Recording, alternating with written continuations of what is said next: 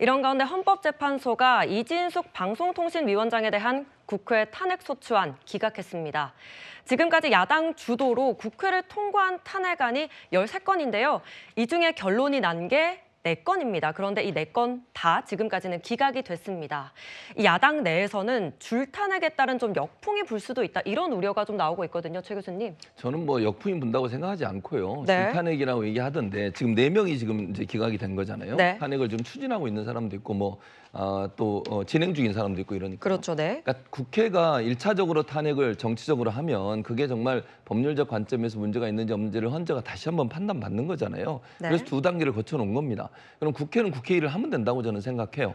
민주당 입장에서 이 사람이 정말 정부의 중요한 강요로서 일할 수 있는 자격이 없다고 생각하면 탄핵할 수 있다고 저는 봅니다. 네. 뭐 헌재처럼 법률을 다 따져가면서 물론 따지는 것도 필요하겠죠. 그러나 그것이 나중에 가서 헌재에서 다른 결과가 나온다 하더라도 국회가 국회 일을 하는 거지 그것까지 다 따져서 정말 문제가 있는 그런 어떤 그 장관에 대해서 또는 뭐 강요에 대해서 탄핵을 하지 않는다면 국민의 명령을 따르지 않는 거라고 저는 생각해요. 예. 그래서 국회가 이렇게 하는 것이 뭐 줄탄핵이고 이것이 문제라고 생각하는 게 동의하지 않고 특히 이진숙 방통위원장 같은 경우에 헌재 의견이 반으로 완전히 갈라졌습니다. 8명의 헌재 재판관 중에 4대4가 됐잖아요. 물론 예, 그렇죠. 6명 이상이 동의를 해야 이게 이제 인용이 되는 거니까 결국 기각이 되긴 했지만 의견이 완전히 양분돼 있는 상황이라 이진숙 방통위원장에 대한 탄핵이 잘못됐다 저는 그렇게 보지 않아요. 결과론적으로는 기각이 나왔지만 네. 그것도 존중해야 되는 문제이긴 하지만 문제가 있다고 하는 부분들이 헌재 재판관들 사이에서도 충돌이 되는 지점이 있었기 때문에 이런 점에서 본다고 하면